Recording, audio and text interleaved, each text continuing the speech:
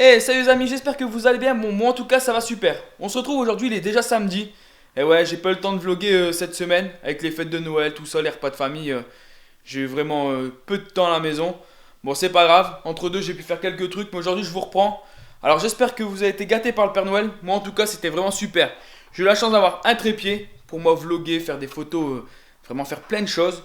Et j'ai eu aussi par ma chérie une étiqueteuse. Alors, pour ceux qui se demanderaient, une étiqueteuse pour pouvoir faire des super étiquettes pour mettre sur mes terras, mes gobelets, pour répertorier mes insectes. Vraiment top. Bon, après, j'ai eu plein d'autres choses, hein.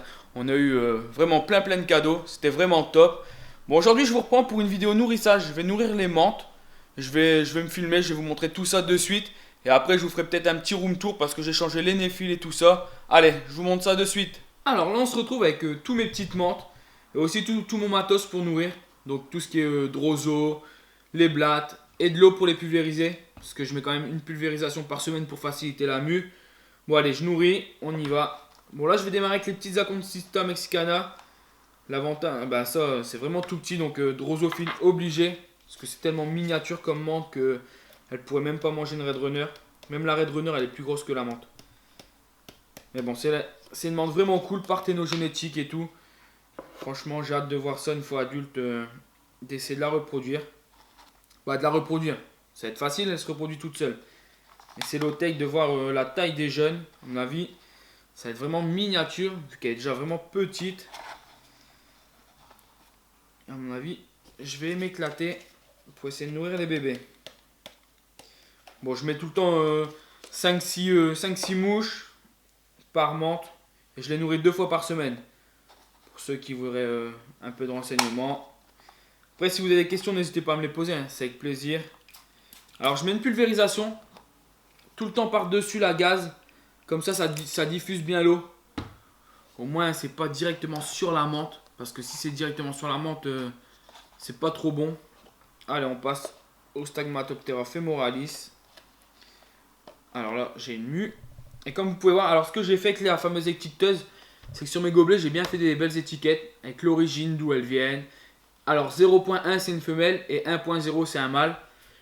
Donc ça c'est une petite info pratique. Bon là je vais encore mettre des drosos. Parce qu'elles sont encore petites, la Red Runner. C'est encore un peu gros pour elles. À mon avis à la prochaine mue, ça mangera tranquillement des Red Runner. Mais bon pour l'instant, au début on sait que chez les menthes on démarre à la droso et après on passe à la Red Runner. Bon après le désavantage c'est que j'ai coupé la gaz. Et que maintenant pour faire les réglages c'est plutôt chiant. Donc voilà. Stagmato. Bon, après, on va passer sur une menthe un peu plus grosse. Les Rhomboderas qui sont déjà bien grosses, hein. Je peux vous montrer. Elles me font rire, elles sont un peu folles. J'ai hâte de les voir évoluer celles-ci parce que elles sont gigantesques. Bon, elle veut pas venir du tout. Bon, c'est tout, hein. Eux, je les nourris à base de Red Runner. C'est très bien qu'elle va avoir à manger.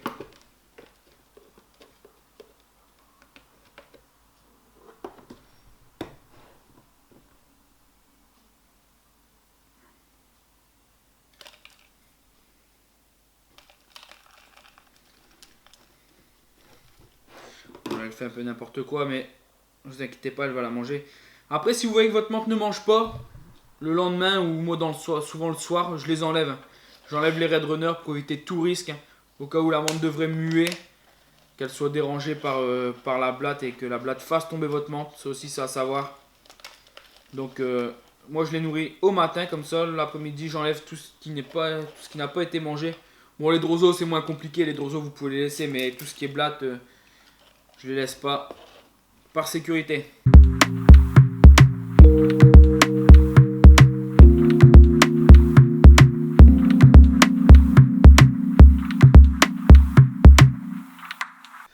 Alors là, on passe au dernier nourrissage. Aux deux derniers nourrissages, il me reste mes Philocrania. Parce que je me suis gardé quand même un couple par sécurité. Ben, un trio, j'ai gardé 2 mâles et une femelle. Parce que bon, l'élevage en communauté, ça pose quand même quelques soucis, on sait jamais. Si j'ai de la perte, j'ai quand même tout le temps un couple par sécurité que je fais grandir à part. Donc là, c'est un superbe mâle Très très clair. J'ai un couple comme ça. J'ai gardé le couple vachement clair. Heureux les amis, on se retrouve. Il est 17h. Je rentre du taf. Bon, j'ai dû mettre toutes les lampes parce qu'il fait super noir à cette heure-là. Donc allez, on y va pour ce petit room tour que je vous ai promis juste avant. Alors, là on va démarrer par ces deux boîtes-ci qui sont mes larves de Triploxylus dichotomus. Ces fameuses grosses larves de Dinas que j'ai eu en cadeau par un abonné, c'est super cool. Ensuite, on se retrouve avec le Terra. Alors, c'est chiant parce qu'on voit les parapluies dans le Terra. Le Terra de la Python. Vous pouvez l'apercevoir, elle est là. Et après, un endroit qui a pas trop d'intérêt, c'est le rack. Bon, là, c'est mon rack où il y a tous mes serpents. On va faire comme un focus pour que ça soit bien net. Après, on va passer sur quoi? On va passer sur les terras des menthes. Mon fameux terra aussi, là, qui est enfin terminé. Bon, je sais pas quoi encore mettre dedans. Un serpent arboricole, c'est sûr, mais bon, lequel? Ne me dites pas un viridis, parce que je veux pas partir sur du viridis. C'est plutôt cool. Au-dessus du terra, il y a ma petite collection de menthes. Tous ces gobelets. Ce sont les fameuses menthes que vous avez vues ce matin dans le nourrissage. Et après on repart sur les terras. Ces fameux terras blancs. Bon alors là on a les fameuses araignées qui grandissent vachement bien. J'ai changé le bois, c'est ce que je vous disais aussi, je les ai fait cette semaine. J'ai changé, je les ai nettoyés entièrement. Bon là on les voit bien dans les boîtes, avant on les voyait pas du tout, mais là elles grandissent vachement bien. Bon, le souci, c'est que est-ce que je vais réussir à les reproduire? C'est ultra difficile à décaler les mâles. J'en ai déjà perdu 3 adultes de mâles. Donc pour l'instant, c'est le plus compliqué.